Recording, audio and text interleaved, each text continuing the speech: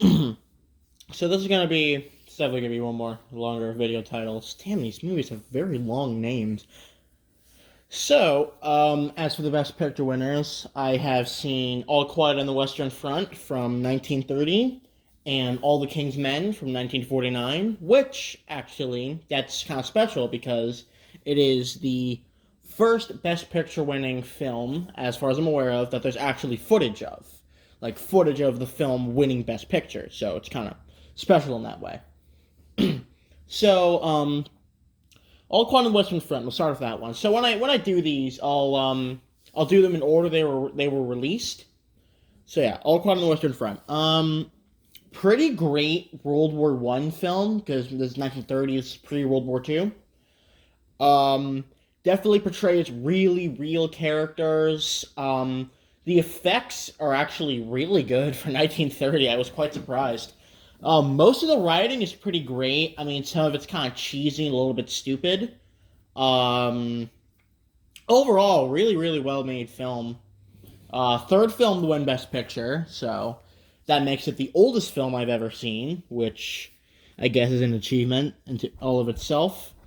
I like the character of Paul. I liked Kat. Kat's probably my favorite character. Yeah, no, all around is a pretty great film. Next one was All the King's Men, starring Broderick Crawford. I have no idea why I remember his name. I just do. Um, his performance was stellar. I loved the character of Willie Stark. It was great. The story is basically told from the perspective of a guy who was working with Billy Stark or Willie Stark and became his friend.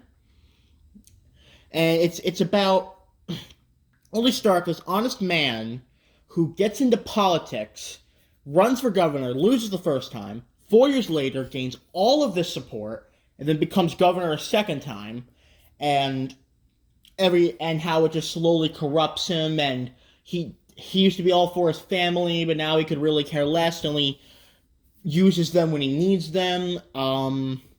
No, really, really fantastic film. I was honestly, I'm kind of getting shocked over these 40s films. I really shouldn't be as shocked as I am. 40s were the greatest time for films. Yeah, really, really good. I, yeah. Do I think these should have won? Um, I mean, I haven't seen any of the other nominees, but no, they're two pretty great films. I definitely liked All the King's Men more than All Quiet on the Western Front. But All Quiet on the Western Front's still great. I don't know why it's called All the King's Men, because has nothing to do with like kingship. He's the governor, which I kind of thought that was weird. I mean, there's a movie of Robert Redford and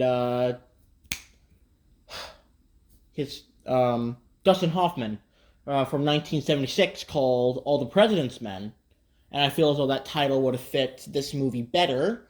But, however, regardless of that, still a fantastic movie. All Quiet on the Western Front. So I've decided, before I give like a rating, I've decided every film made before Gone with the Wind, 1938 and prior, I'm gonna give some leeway to, cause they had no idea. Well, they knew how to make movies, but like they weren't. It's hard to explain. They knew how to make movies back then, but just not to the quality as they were in like the 40s, the 50s. Because most of the movies from back then sucked. So anyway, I just want to say that for any other 30s films I may review, or I will review. All Quiet on the Western Front, I'm going to give that a 7 out of 10. And All the King's Men, I'm going to give that I'll give that an 8 out of 10.